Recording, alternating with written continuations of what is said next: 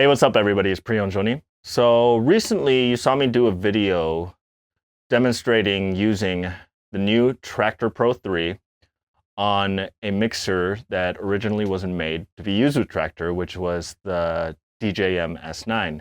And somebody brought up a really good question, and that was, can't you do the same thing with controllers by doing MIDI mapping? So today I'm going to talk about remapping your DJ controller and why I don't really like doing it myself. Whenever I do a demo on a DJ controller, it always gets brought up, can you use it with Virtual DJ? Can you use it with Traktor? And the short answer is yes, if the controller is made so that you can remap all the functions, the buttons, the faders, everything, and you have a DJ software that allows you to assign its functions via mapping, then yes, any controller that can be mapped can be virtually used with any DJ software.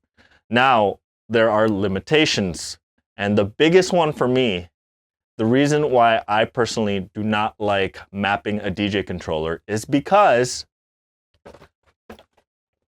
when you map the jog wheel via MIDI, you get what's called latency, and most of you guys know that as the lag or the delay.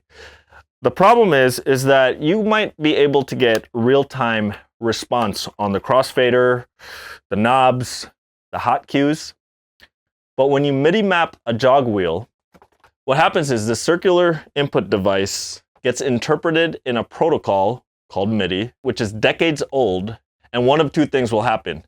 Either it's going to be very low resolution because there's only 127 steps in MIDI, and every turn you have is like a big jump on the rotation, or you're going to get latency. You see, on a controller, the software that it was made to be used for, which is its native software, talks to the jog wheel using a different protocol, and I believe it's HID protocol. When you're MIDI mapping the jog wheel, you actually aren't using the same HID protocol. The truth is, HID protocol is not open to be mapped. And this is why on YouTube, you never see anybody with a Serato controller mapped to Traktor and doing any heavy scratching, because there's a delay in the jog wheel when you remap it. Now, I'm not totally against mapping. DJ Tech Tools, what they do with the MIDI fighter pads, I think that's awesome. Anything that has to do with just triggering buttons, turning knobs, or moving faders, MIDI mapping is awesome. But when it comes to the jog wheel, which for me it's really important because I scratch a lot, it's a make it or break it for me. And that's why whenever somebody asks, can you use that controller with Traktor? Can you use it with Mix? The short answer is yes, but you don't get the same jog wheel response. That's why I'm not too fond about remapping a DJ controller to another software that it wasn't made to be used with. Now, another limitation when you're remapping a DJ controller is a lot of functions on that controller don't translate well with the DJ software. Sometimes you can't get into the menus of certain buttons. Sometimes you can't get exactly the same feel or response. You can't hold one hot cue, press the next, and let go and let that next hot cue play. It's little weird things like that. If you have RGB LEDs on the buttons that change color, sometimes you don't have the option to actually recolor the buttons. Just little stuff like that. So if you're doing basic DJing or mix artistry, just remember, if you want it to just function as a controller in a basic form, it's best to actually just use the software that was made for. Now, a lot of people are going to ask, but a lot of Serato controllers work with Virtual DJ. What about Virtual DJ? What's cool with Virtual DJ is that for years, they have been adding additional support to a lot of controllers, especially Serato controllers. So what that means is Virtual DJ can run a lot of controllers natively.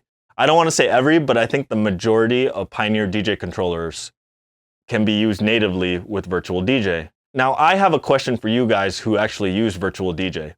Because the first time I brought up this topic, I had to take it down because I had to do more research because I got something inaccurately. It was the fact that I wasn't aware that Virtual DJ actually did native support for certain controllers. So one time I had a friend who's using a DDJ SB3 and he uses Virtual DJ. Shout out to DJ Raj.